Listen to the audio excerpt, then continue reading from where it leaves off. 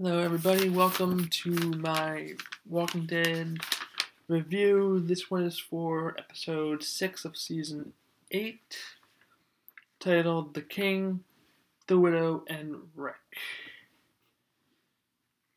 Named appropriately for Maggie, Ezekiel, and obviously Rick. Now, does primarily focus on. It bounces back and forth. I can't say that there's a primary focus with this episode, but a lot of the hilltop, a lot with Maggie. Rick's only in it for a little bit.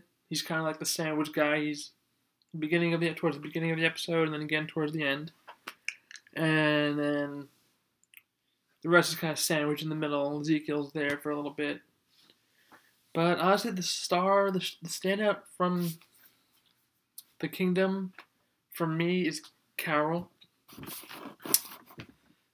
She had a lot of great moments in the entire series. She is one of the best characters, but she had a really good episode last week, and I look forward to more from Carol. She's one of the standout characters of the entire show, so go Carol.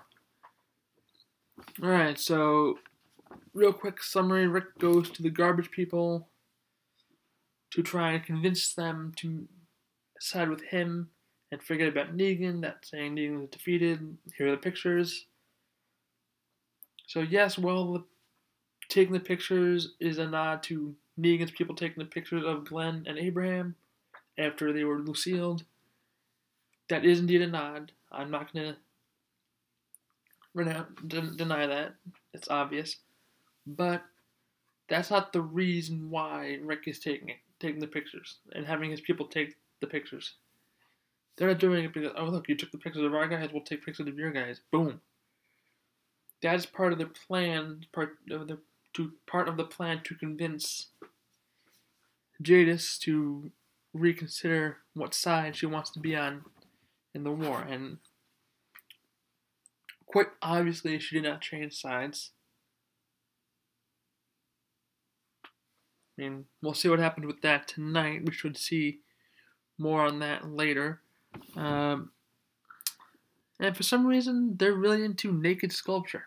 Like, she's naked in an apron, making some kind of wire sculpture, just hanging around. Like, that's apparently their thing. And then she steals Rick's clothes and locks him up naked in a storage unit. Like, really? Really, woman? Like, seriously. Kind of reminded me of that scene in The Big Lebowski when Maude is, for those of you who have seen The Big Lebowski, it is one of my favorite movies. She's painting and she's hung in this harness and she's flung across the room, just throwing paint everywhere. And when she gets down with the harness, she's completely naked. And she does have a similar short haircut. Now, obviously, it's Julianne Moore, different story than Polly McIntosh, who plays Jadis, but I just thought of that immediately when I saw that she was naked doing art, or if that can even pass for art at this point. But, okay, so that happened. And the Remembrance Wall is erected in the Kingdom for Shiva and all the men that they lost. Carol and Maggie then read letters containing information about what is happening elsewhere in the fight. The outpost, specifically what happened at the outpost where all the Kingdom soldiers were massacred at. Gavin's outpost. Yes, all the saviors who there were killed too, but at that point, the saviors were already being massacred anyway. It was more of a big deal that the Kingdomers were massacred. Rick says they need to keep fighting, that the saviors are on the run. And then we cut to the hilltop. Jesus is feeding the captured saviors turnips. Jared does not want his throws it on the ground. Maggie and Gregory disagree with it. Maggie says that to Jesus he should not have put them in this position. He should never have brought them back, put them in a really bad spot. Now, obviously, Gregory is just trying to cover his own ass, but at this point, he's right. I think they really they shouldn't have them back at the hilltop like that. But again, it's really tough when people surrender to just kill them flat out. Like they're surrendering, dropping their guns, and then here's our group mowing them down. Like who? It's our group to do that.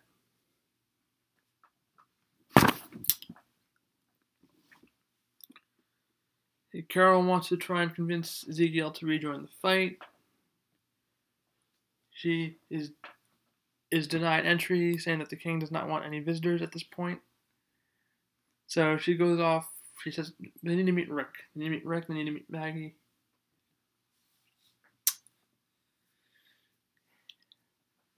That doesn't work out well. Gregory offers to help Maggie make the tough calls. Of course, because he wants to be in charge again. Michonne and Rosita find the Savior supply area. And here's something I take exception with. Tara and Daryl want to kill Dwight after everything is all over. Really? This man basically single-handedly allowed you to basically walk up to the sanctuary without them even knowing. He had no idea that the gun was moved. Just gonna kill this guy when he's proven that he's not Team Negan, he is Team Survivors and Hilltop and Kingdomers and what have you. Come on. Just gonna kill the dude who's doing more to help you than a lot of people in this situation. The Saviors are transferred to a holding area inside the Hilltop, and Gregory is also thrown in with them as well. Jared keeps trying to make moves. Maggie knocks him out. Carl tracks down Sadiq. Sadiq says he kills the walkers to honor his mother, saying that he's releasing their souls. Carl says he's honoring what his mom said to be good, decent, do the right thing. And they kill a bunch of walkers together. Carl said, we wouldn't be having this conversation if I was honoring what my dad. I was honoring my dad. Sometimes we need to show the adults the way. Henry follows Carol and refuses to leave when she tells him to. Now, for those of you who don't know, the actor who plays Henry is brothers with the actress who played Sophia.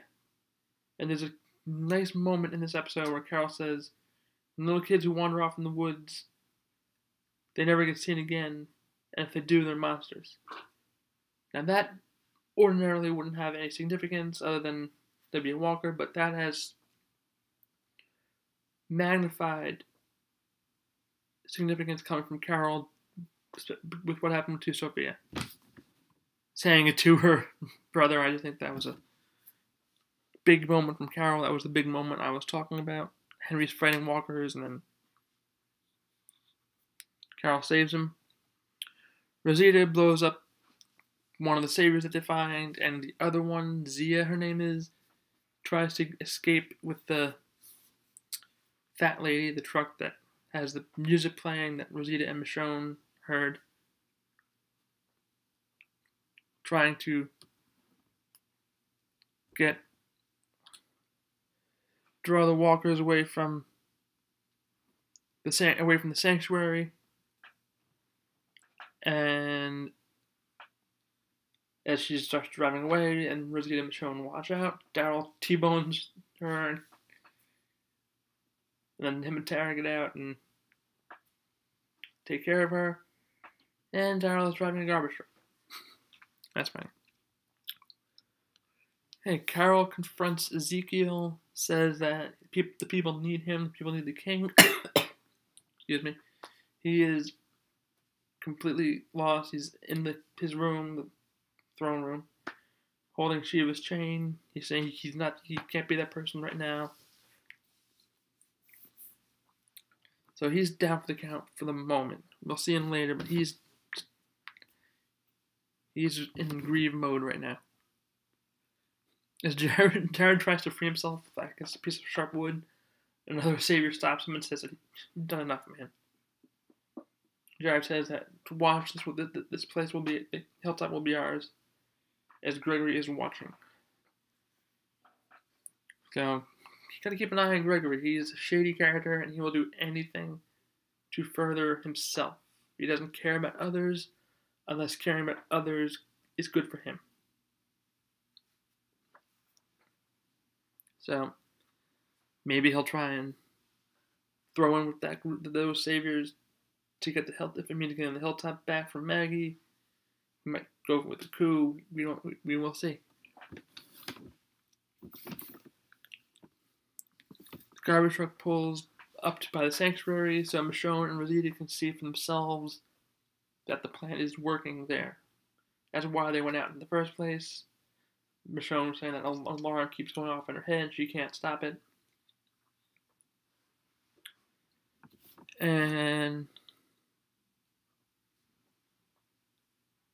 so they see what's going on at the sanctuary. And then going into next episode, we'll see them pick up there, I believe. Jadis draws an A on the storage unit that Rick is being kept in. There's that letter A again. We've seen it time and time again. We've seen it at Terminus. The train car that the group was kept in was A. The stamps in season 5 that at the party that Sam was stamping everybody with, they had an A on the stamp. I feel like there's another A moment, but those are the ones I can remember right now. So the show loves letter A. What can I tell you? So Rick's naked in a storage car. Jadis is wearing his clothes and his boots, and you talk too much.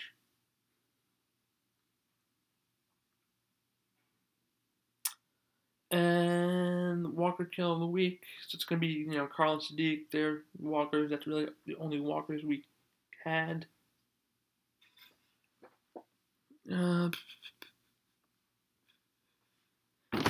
That's all the main stuff I have. Top 5 moments. 5 is Jared trying to free himself and the other savior chiming in. I just thought that was funny. 4, Carol confronting Ezekiel to try and motivate him to be there for the people who need him. 3 is Rosita and Michonne's encounter with the saviors. Rosita blowing up the savior. If that savior was a walker, that would be the Walker Kill of the Week, but he was a person, so that does not count. And then Daryl T-boning the fat lady vehicle. 2, Carl and Siddiq killing walkers together. And 1, thought I had 1 marked down. Just give me a second.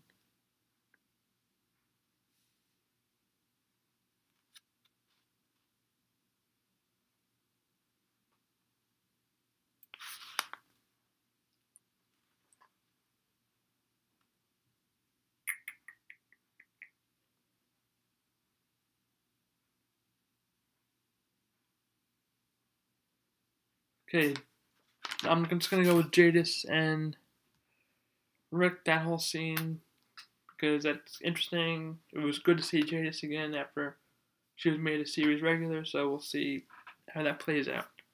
I'm going to give this one a 10. It's really well done. It had a lot. It had action. It had plot development. They continued with the plan. Daryl is continuing his quest for revenge, which will probably get somebody killed. And yeah, that's about it. I will have this uploaded tonight, along with my predictions, which I will do shortly. And then we only have one episode left. Next Sunday is the mid-season finale, which will be an hour and a half. So, can't wait for that. And probably during that period of time, after I do the review for the mid-season finale, I'll probably have the Fear the Walking Dead review of the finale. And also in my prediction video, I will discuss the crossover. I want to discuss that in the predictions because those are typically shorter, and that is in the prediction territory because I believe we will see Morgan in tonight's episode, so I want to discuss that in depth later on. For now, that'll be it.